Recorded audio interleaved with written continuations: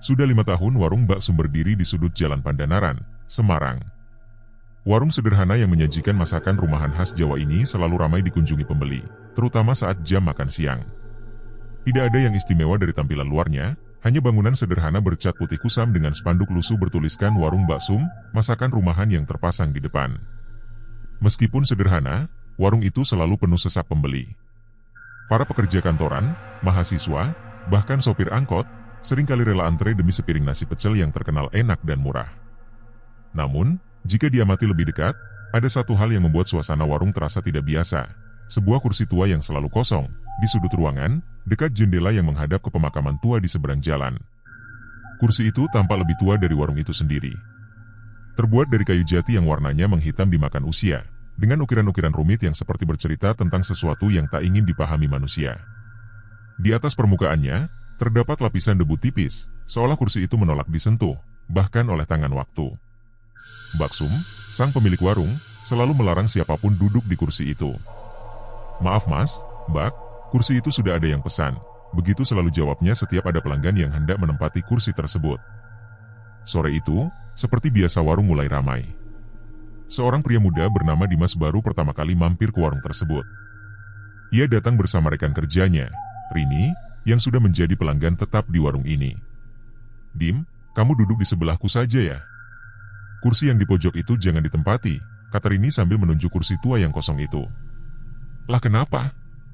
Kan kosong tuh." Dimas hendak melangkah ke arah kursi tersebut. "Jangan." Rini menarik tangan Dimas. "Nanti aku ceritain deh." Mereka pun duduk di meja lain. Sambil menikmati nasi pecel dan es teh, Rini mulai bercerita dengan suara pelan. "Jadi gini, dulu warung ini nggak seramai sekarang. Malah hampir bangkrut. Tapi sejak ada kursi itu, warung ini jadi laris. Katanya sih, Mbak Sum dapat kursi itu dari seorang paranormal." "Paranormal?" Dimas mengernyitkan dahi. "Iya. Ceritanya, paranormal itu kasih syarat ke Mbak Sum. Kursi itu harus selalu ada dan gak boleh diduduki siapapun, karena..." Rini mendekatkan wajahnya ke telinga Dimas. "Kursi itu untuk penunggu warung ini." Dimas tertawa kecil. "Ah, masa sih? Zaman sekarang masih percaya gituan?" Rini memberi isyarat agar Dimas mengecilkan suaranya. "Kamu tahu nggak, pernah ada yang nekat duduk di situ. Namanya Pak Hendra, dosen di universitas dekat sini.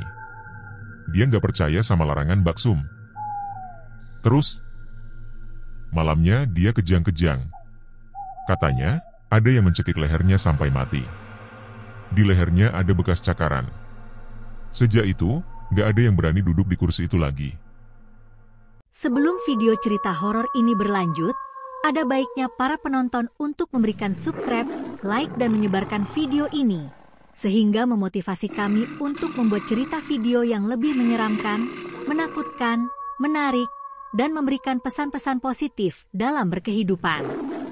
Selain itu, tidak lupa menyalakan gambar lonceng agar Anda menjadi penonton pertama yang mengetahui saat kami upload cerita horor terbaru, yang akan menguji keberanian Anda untuk mendengarkan dan menonton video ini sendirian. Dan, selamat menonton. Mendengar cerita mengerikan itu, Dimas hanya menggelengkan kepala dengan bibir tersenyum. Ia masih tidak percaya. Kendati demikian, ia memutuskan untuk tidak berkomentar lebih jauh. Kisah yang disampaikan Rini pada Dimas itu, faktanya tidak lengkap dan sebagaimana yang terjadi sebenarnya. Setelah kejadian tragis yang menimpa Pak Hendra, masih ada beberapa korban lain yang mengalami nasib mengerikan karena kursi tua itu. 3 bulan sebelum Dimas datang, seorang mahasiswi bernama Sarah nekat duduk di kursi tersebut karena warung sedang penuh sesak. Keesokan harinya, Sarah ditemukan tewas di kamar kosnya. Tubuhnya kaku dengan posisi duduk di kursi belajar, matanya melotot, dan mulutnya menganga seolah menjerit. Di lehernya terdapat bekas cengkraman tangan yang sangat dalam, hampir meremukkan tenggorokannya.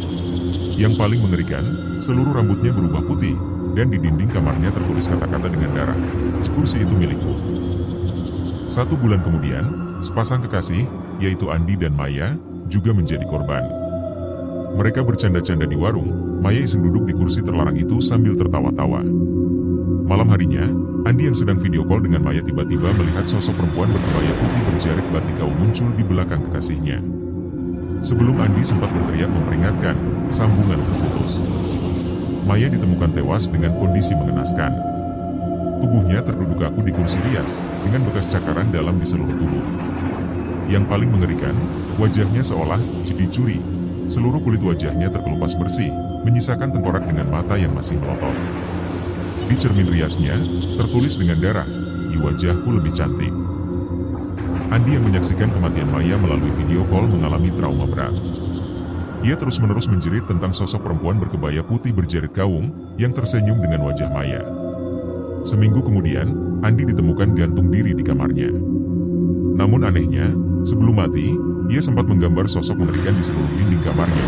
Sosok perempuan berkebaya putih dan berjarit batik gaung dengan wajah Maya yang setengah membusuk. Hari mulai gelap ketika mereka selesai makan. Rini pamit duluan, karena ada urusan. Dimas masih duduk di sana, menghabiskan es tehnya sambil memainkan ponsel.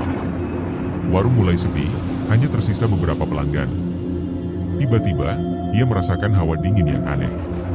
Padahal saat itu cuaca Semarang sedang panas-panasnya. Dimas melirik ke arah kursi kosong itu. Untuk sesaat, ia seperti melihat sosok samar duduk di sana. Sosok perempuan berbaju kebaya putih berjarit batik gaung dengan rambut panjang menutupi wajah. Dimas mengucek matanya. Sosok itu menghilang. Pasti cuma halusinasi, pikirnya. Seminggu kemudian, Dimas kembali ke warung itu sendirian. Kali ini ia datang saat warung baru buka, sekitar pukul 10 pagi. Hanya ada 2 pelanggan lain di sana. Mbak Sum, panggilnya pada sang pemilik warung yang sedang menata piring. "Ya Mas, boleh tanya?" "Itu, soal kursi yang di pojok." Mbak Sum langsung memasang wajah serius. "Mas tertarik sama kursi itu ya?" Dimas mengangguk. "Saya dengar ceritanya dari teman." "Apa benar?" Mbak Sum menghela nafas panjang. Ia duduk di hadapan Dimas. "Dulu, warung ini hampir bangkrut, Mas. Suami saya sakit keras, butuh biaya besar untuk operasi. Saya sudah putus asa. Sampai suatu malam, ada nenek tua datang ke warung. Dia mengatakan dapat membantu saya, tapi ada syaratnya." "Syaratnya apa, Mbak?" "Nenek itu memberikan kursi tua itu. Katanya, kursi ini punya penunggu yang bisa membantu melariskan warung. Tapi syaratnya, kursi ini harus selalu ada dan gak boleh diduduki siapapun. Karena kursi ini khusus untuk dia." "Dia siapa, Mbak?" Mbak Sum terdiam sejenak. "Saya juga nggak tahu persis. Tapi sejak ada kursi ini, warung jadi rame. Dagangan selalu habis. Suami saya juga sembuh secara ajaib, padahal dokter sudah angkat tangan." "Tapi apa nggak ada efek negatifnya, Mbak?" "Ada." Mbak Sum berbisik. "Setiap malam Jumat Kliwon, saya harus menyediakan sesajen di kursi itu. Nasi putih, ayam panggang utuh, dan kembang 7 rupa. Kalau lupa, akan ada yang celaka." "Maksudnya?" "Pernah sekali saya lupa naruh sesajen. Malam itu, anak saya kejang-kejang, mulutnya berbusa. Di lehernya ada bekas cakaran. Untung saya langsung sadar dan cepat-cepat naruh sesajen. Sejak itu saya nggak pernah lupa lagi." Dimas bergidik. Ia melirik ke arah kursi itu lagi. Kali ini, ia yakin melihat sosok perempuan berkebaya putih berjarit batik gaung duduk di sana. Sosok itu menoleh ke arahnya, memperlihatkan wajah yang hancur dengan mata merah menyala, dan gigi yang tajam mengancam. Maaf Mbak, saya permisi dulu." Dimas buru-buru bangkit, hampir tersandung kakinya sendiri. Mas Dimas," Mbak Sum memanggilnya. "Hati-hati ya. Jangan sampai dia mengikuti Mas pulang." Dimas keluar dari warung itu dengan langkah tergesa-gesa, dadanya sesak, seperti baru saja lolos dari cengkraman sesuatu yang tak terlihat. Malam itu, jalanan Pandanaran terasa lebih sunyi dari biasanya. Namun, keheningan itu bukanlah kelegaan. Udara terasa berat, seperti ada mata tak kasat yang mengawasinya dari balik bayang-bayang. Dimas tak pernah menyangka, keputusan untuk tetap duduk di warung itu beberapa menit lebih lama akan menjadi awal dari mimpi buruk yang terus menghantuinya. Setiap malam sejak saat itu, Dimas dihantui oleh sosok perempuan berkebaya putih dalam mimpinya. Ia selalu duduk di kursi tua itu, memanggil Dimas dengan senyum yang tak wajar, penuh ancaman. Ketika Dimas mencoba bergerak, perempuan itu menoleh, menunjukkan wajah yang hancur mengerikan dengan mata merah membara seperti bara neraka. Lebih dari sekadar mimpi, ia sering terbangun dengan bekas cakaran di tubuhnya, seolah sosok itu benar-benar menyentuhnya di dunia nyata. Dimas mulai merasa kehilangan kendali atas hidupnya. Tidur menjadi teror, dan siang harinya pun tak lagi tenang.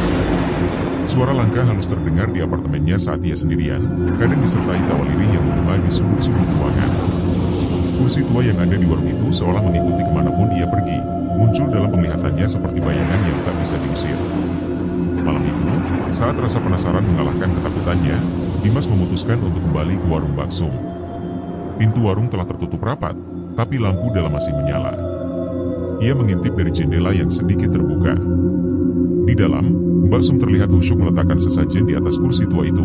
Nasi putih, ayam panggang utuh, dan bunga 7 rupa. Gerakannya penuh kehati-hatian, seperti seseorang yang tengah menenangkan makhluk buas. Tiba-tiba, sosok perempuan berkebaya putih berjarit batik gaun itu muncul dari kegelapan, melangkah perlahan ke arah kursi. Dengan gerakan anggun tapi mencekam, ia duduk dan mulai menyantap sesajen itu. Namun cara makannya jauh dari manusiawi.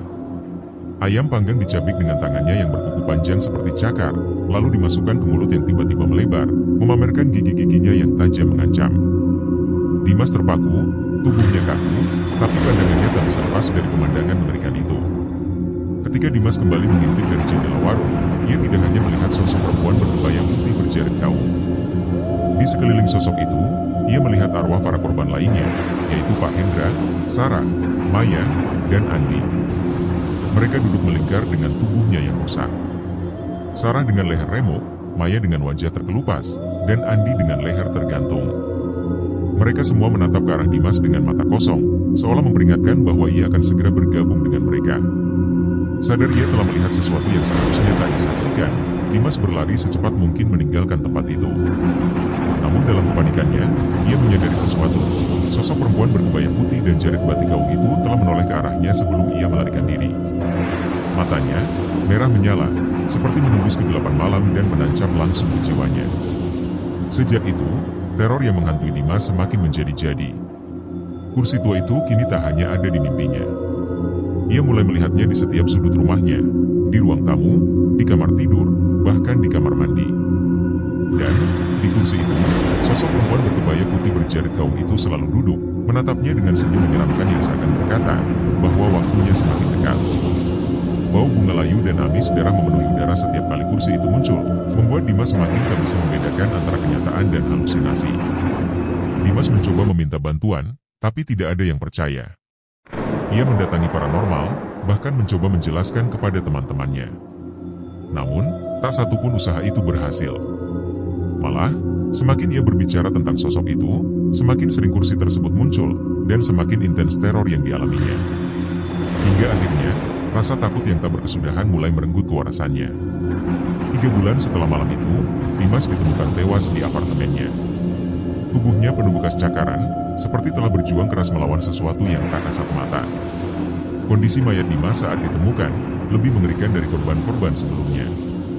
Tubuhnya terduduk di kursi tua yang misterius itu, yang entah bagaimana bisa muncul di apartemennya. Wajahnya membeku dalam ekspresi ketakutan yang begitu mengerikan, seolah ia melihat sesuatu yang membawa mautnya.